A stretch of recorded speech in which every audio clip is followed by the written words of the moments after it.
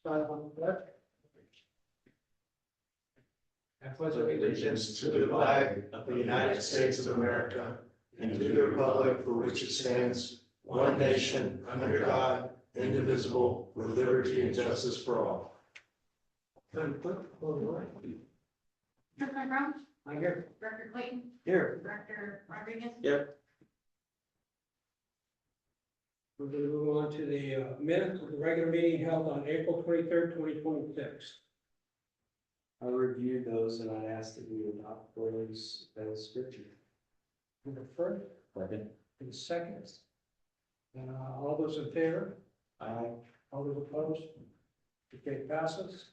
Going to the next item, which is appointment of members, committees, and assignment to liaison positions. I'm only gonna make one change in the thing there. What I'm gonna do is I'm gonna pull Director Guy out on the administration and financial and put Marvin Rodriguez in his place. And everything else will remain the same.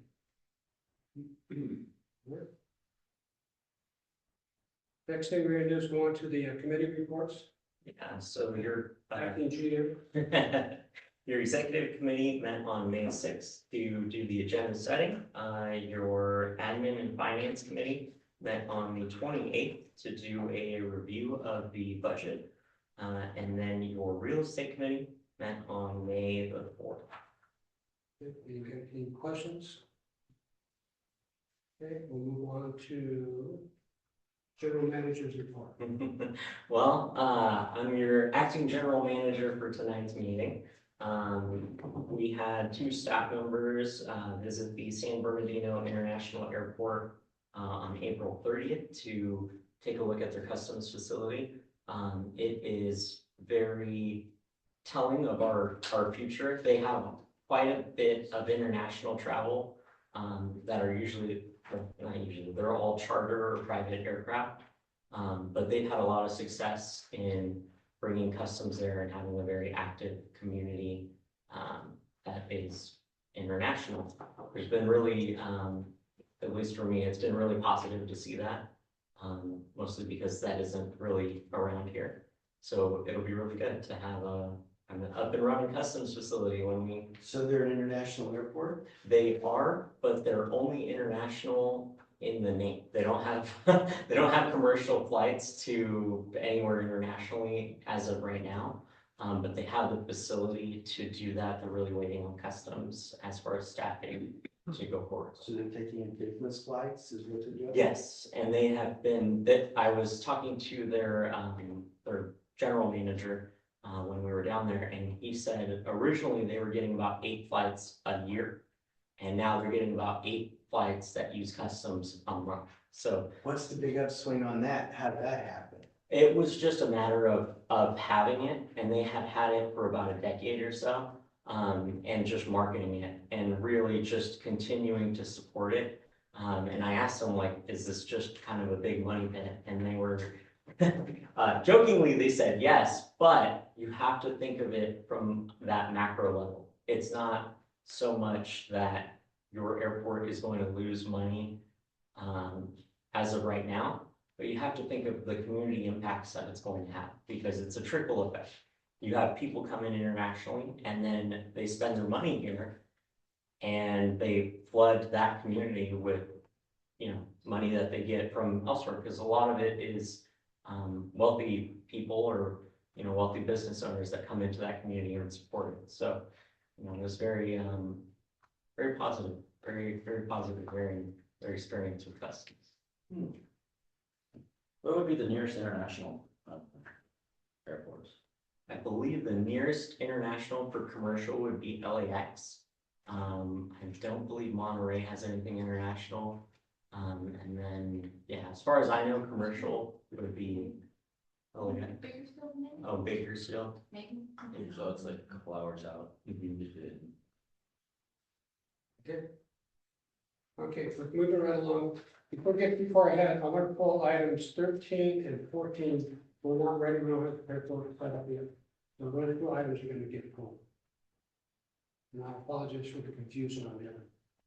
Okay. We move on to public session statement from the floor. We heard during public session Reports to speak forms are for those who want to address the board. After completing the form, please give it to the clerk. Requests requiring board action will be referred to staff and brought to the next appropriate agenda. Members of the public are cordially invited to speak on agenda items as they occur. Staff reports covering agenda items are available for review in the office of the general manager on Tuesday prior to each meeting. The board will establish a time limit for receipt of testimony. The board reserves the right to establish further time limits for receipt of testimony. Mr. President. Board.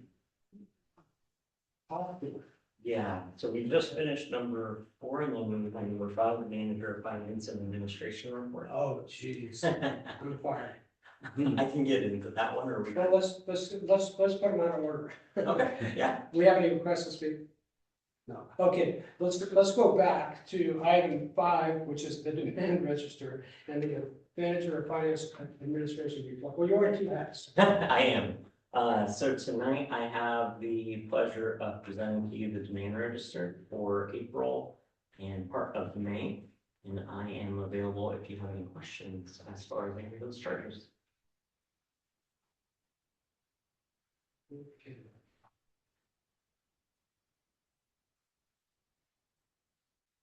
Okay, we got the demand register. I'm looking for, I reviewed them, I accept them. You're the person. got a first, and I'll give a second. Got a first and second. Any questions?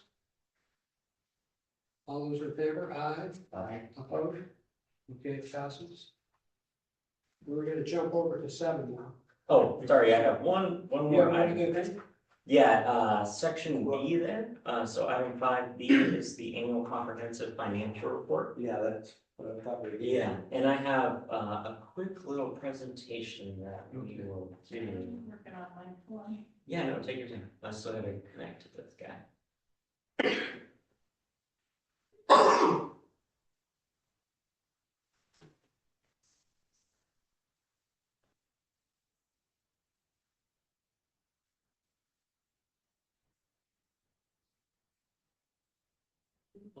But for me, is that shared? Yeah, Thank you you. got it. Oh, you got I it? got it. Thanks. Oh, really?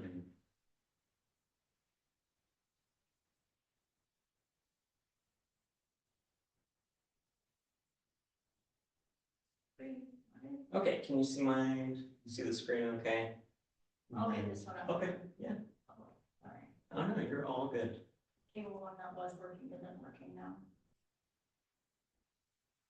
It's not good. Well, she works on that, just to give you some background on what the annual comprehensive financial report is. This is essentially our financial reports for the fiscal year. Fiscal year runs from July 1st of 2024 to June 30th of 2025. And what happens is we compile all of our finances together and give it to auditors, and they review it and check it for any material misstatements, which is essentially if everything was reported right.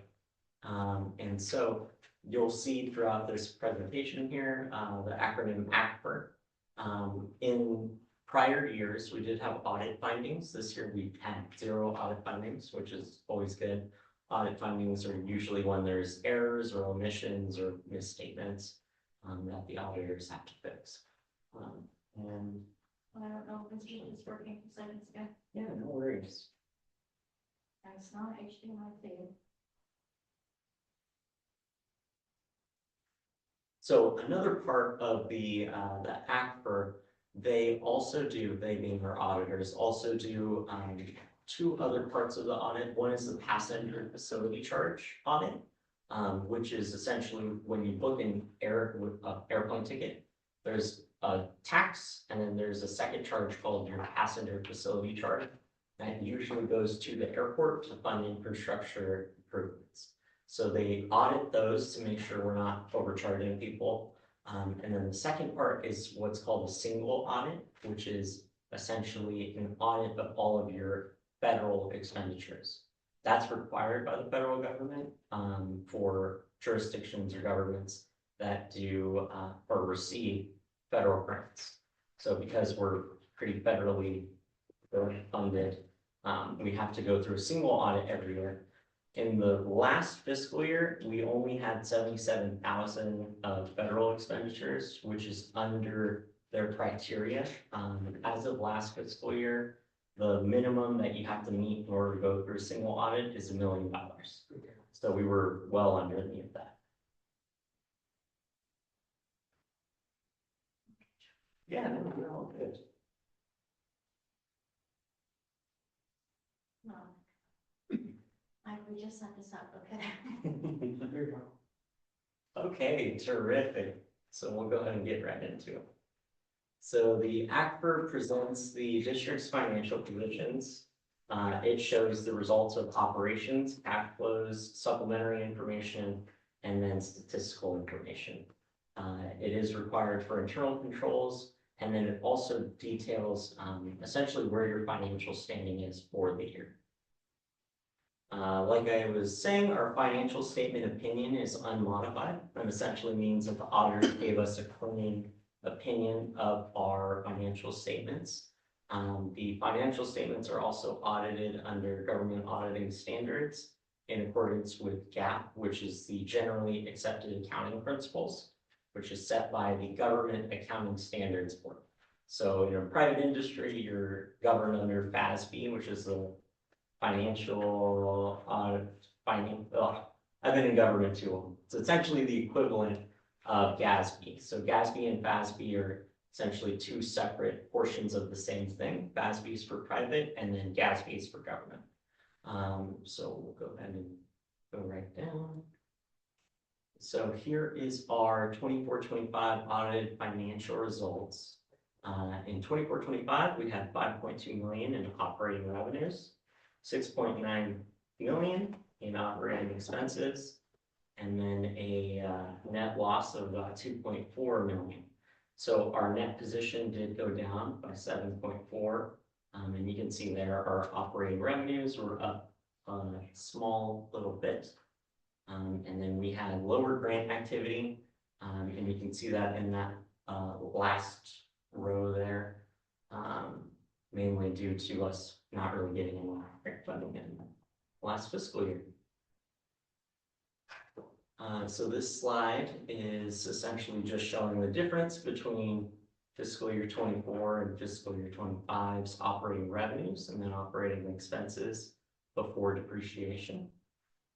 So you can see our operating expenses, increased quite substantially. And that was because of the payments made to additional wildlife? Yes, so a large portion of that, and that is actually here too. So the decrease was significantly affected by the conservation settlement. When that hit us, we essentially booked it for those 5 years. So in our books here, we have that negative of 2.3 million of unrestricted funds. That is mainly due to the conservation easement. Again, the PFC audit was in compliance. We did have a few prior period adjustments, mainly due to the specific plan being recorded as an asset, because it's not tangible. Shouldn't be recorded as an asset. And then our capital assets, net of accumulated depreciation, totaled about 34 million at our year end. So our recommended board action for tonight is to receive the ACFR as presented. And with that, I'm available if there's any questions.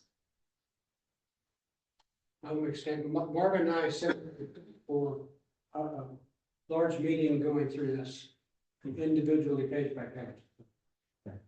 And I think Mike's done a good job. Thank you. I wish the numbers were better, but Me too. I don't think they're mine.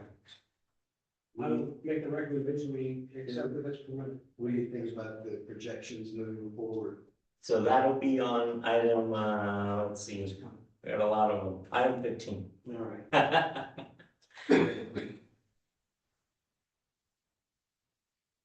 I'll second. Okay, we have first and second, any questions? Nope. Okay, all those in favor? Aye. Opposed? Good to go. Okay, now I'm back in my work. Item 7, resolution 963, a resolution of the Board of Directors of the Santa Maria Public Airport District amending the job specifications manual to add the position of Business Development Manager and adopting a salary range for the new position. Yeah, so this is a recommendation based off of, essentially our prior fiscal year. We had a significant staff impact, as far as the new airline. And it really made staff go back and kind of look at the drawing board as far as how we can better support an airline the next time we bring them here. Another part of that is cost savings. So having a business development manager in-house instead of contracting it out will help us significantly managing both our future plans for business park as well as any future developments for air service. So this would be primarily an economic development focused role. And with that, we are requesting that you adopt this resolution. This, I should clarify, this will be effective July 1st. And it is also factored into the fiscal year 26-27 budget as well. Do you have anybody in mind at this point? It would be an open position, so basically anybody can apply. We're an equal opportunity employment employer, so anybody can apply and interview. This is a resolution, we need a roll call vote. Yes. President Trump, I vote yes. Director Clayton, Yes. Director Rodriguez. Yes. Okay. Moving on to item 8. Resolution 964, a resolution of the Board of Directors of Santa Maria Public Airport District adopting the salary schedule for the fiscal year 26-27 and approving cost of living adjustment of 3% based on the Los Angeles, Long Beach, Anaheim Consumer Price Index (CPI). Yeah, so this is essentially just a cost of living adjustment based on inflation for staff salaries. It's a 3% adjustment, so it's not really a raise, it's just keeping up with inflation. Again, it's a resolution we're going to need to vote individually. President Trump, I vote yes. Director Clayton, Yes. Director Rodriguez. Yes. Moving on, resolution number 9, resolution 965, a resolution of the Board of Directors, Santa Maria Public Airport District, amending the rates and charges for the fiscal year 26-27. Yeah, so for this guy, I do have another presentation here. This is only a couple slides. And these are very specific amendments to the rate, the fee and rate schedule. One of the amendments is for the USFS landing fees and the hangar waitlist application fee. So staff took back the rate annex and reviewed it again internally and found that the hangar waitlist application fee was a little high since we've never implemented it before. So staff is recommending reducing the hangar waitlist application fee to $75, whereas before it was approved at $150, about half. And then increasing the USFS landing fees to $130 instead of $250 for, and right here it shows a rate schedule. So that would be effective July 1st, and then it would have a slight increase of $2 for July 1st of 27, and then another 50-cent increase in July 1st of 2028. So it would be a ramping increase. And with that, we are recommending that you adopt the amendment to the rates and charges. It would only affect those 2 rates that you saw there. And that is it. Okay, well, we're going to be bringing back the rest of it before July. So we already approved all of it. That was last. Yes, Okay. yeah. Just like that. Okay. Then again, it's going to be roll call. President Brown, Yes. Director Clayton, Yes. Director Rodriguez. Yes. Okay, 10 is authorization for the president and secretary to execute a building space lease between the district and English Air Service LLC. So we are recommending the authorization for the president and secretary to execute a building space lease between the district and English Air Service. And with that, we're hoping you guys will approve it. I will say that this is something we've been working on for quite a while. This is the old Renown building, or Brown building, whatever you want to call it. To get at least, Mark's here, if he has questions, but basically leasing him the building, a long-term lease, put it in a nutshell, it'd be $8,000 a month. He's gonna make a substantial investment into the building out of his pocket. This has quite a term on it. CPI every year. It's a win-win as far as I'm concerned. I think English Air is one of the backbones to this airport, period. So I would say yes to that. And I don't see a problem. You wanna make it as a motion? I would make that as a motion. Okay, I'll second. okay. All in favor? Aye. Aye. Opposed? Good job. Long time coming. So. All right, let's I'm move gonna on. do something, I'm gonna do something. And it's been a lot of money. Okay, item 11, approval of the Santa Maria Public Airport District hangar lease eligibility and use policy as amended on May 14, 2026. Yeah, so this is essentially just correcting a few lines of verbiage in the hangar lease eligibility. One of those lines is for LLCs and corporations, essentially stating that they must match the name of the FAA aircraft registration as well as the certificate of insurance. And the next one is requiring proof of management agreement of an airworthy aircraft and insurance coverage. So it's essentially just those slight modifications. The next one was adding in the hangar waitlist application fee. Because in the past, our hangar waitlist eligibility criteria didn't include that. So this is just to clarify and help future tenants. Didn't we have that before? Where you had to have a worthy plane, flyable plane to get in there? Yeah, it's This still in is there. a different deal. Yeah, it's still in there. All this is doing is adding in that LLCs and corporations have to have the same name match the application.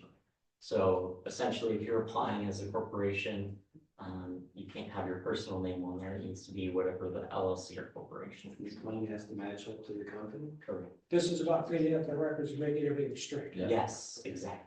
This is all stuff we already require, it just wasn't in writing Yeah. for me to refer back to, so I'll we approve it. just cleaned it up. I'll approve it. Well, second. Okay, first and second, all in favor? Aye. Aye. Opposed? Okay.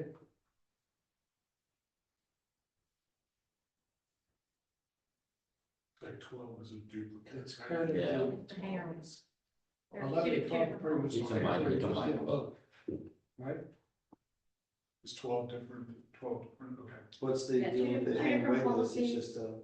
Two different policies. I think Yeah. that. It's Okay, the so same, then item same 12 thing being added to both. Yeah. Item 12 is approval of the Santa Maria Public Airport District hangar waitlist policy as amended on May 14, 2026. What policy change was put in? Same exact thing. The only difference is it's two different forms. One is the lease eligibility and then one is the waitlist policy. So they're basically two sides of the same coin. Yeah, I'll approve it, I'll approve it. I'll second. Here we go, first and second, all in favor? Aye. Aye. Opposed? Okay. Move on to item 15, first review of the proposed budget for fiscal year 26-27. All right, let me get my slides up.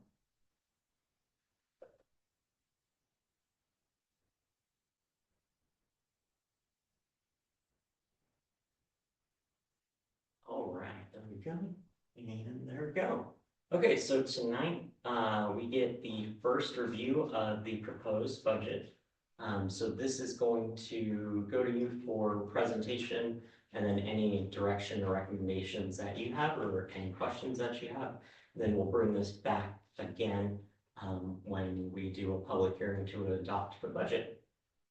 So with that, I'm going to get right into it. So we have two pieces going to you tonight, and one is the actual budget book, which is that big, thick part. and then the budget in brief. So the budget in brief is a couple pages long, and it basically summarizes what the budget book has in detail. This is essentially planning out our finances for the next fiscal year. It also gives you the reserve outlook, staffing changes, and then our capital improvement project program plan. That's a mouthful. Here is our budget at a glance. We have operating revenues of 6.7 million, operating expenditures of 8.1 million, an operating loss of 1.4, covered by our non-operating revenue of 2.7. And you can't see behind that screen there, but our capital expenditures would be budgeted at 3.1 million. And then we have our chart there. Our next slide here shows changes from 25 to 26. Our operating loss would be improving. As of right now, we're estimating it at about 4.2 million. And the next fiscal year, we're estimating it at about 1.4 million. Our non-operating revenue is going to normalize, specifically because we're not going to be budgeting grant revenue anymore. Mostly because you don't really know when it's awarded until it's awarded. So you'll notice on the next slide, our non-operating revenue goes down a little bit.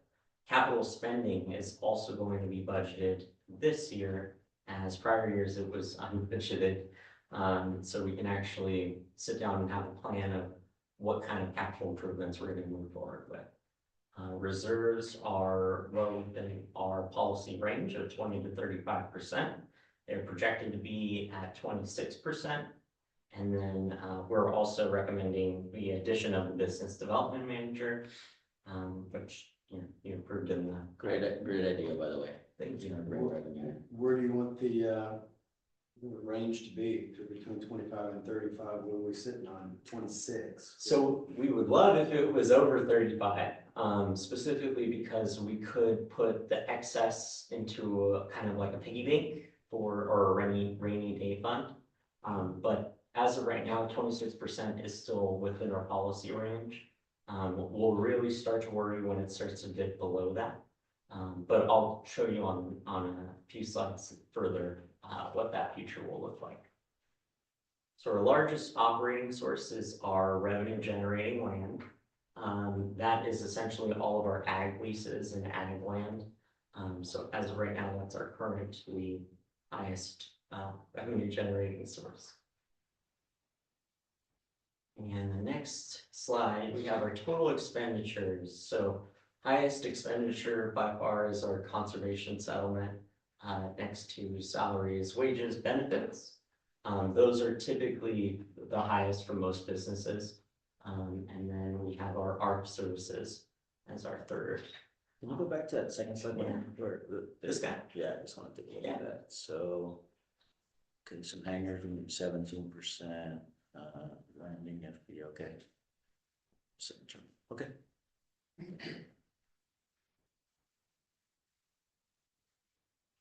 So as I've kind of alluded to in prior months, our operating revenue is not fully covering our operating expenditures. We're still operating at a loss of about 1.4 million. Again, that's primarily due to that conservation easement.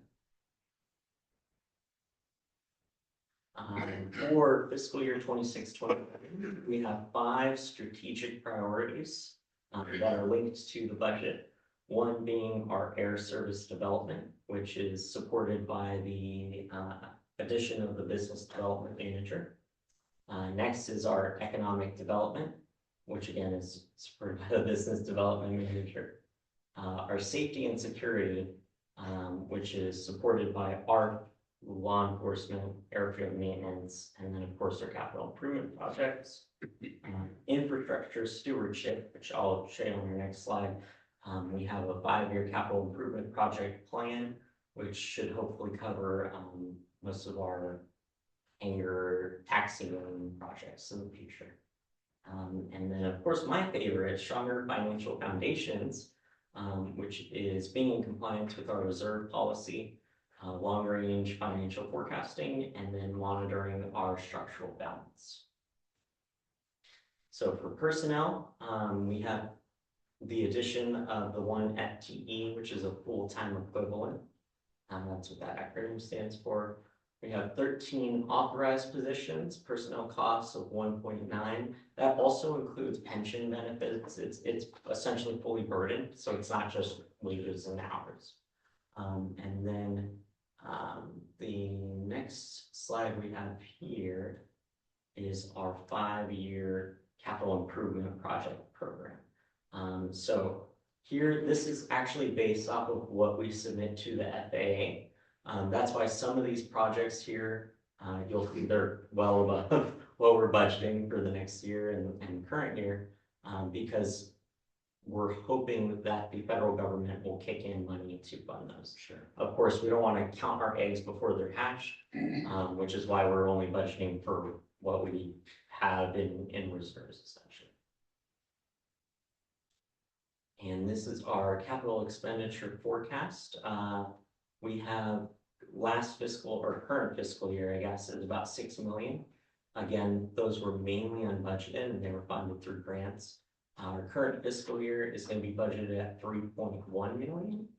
And in the next fiscal year, those will be about half of that. So we're looking at about 1.5 to 1.7. Those are primarily going to be funded through reserves. So that is essentially going to make up the difference of our reserve policy. So we can kind of go back to the drawing board in the next fiscal year.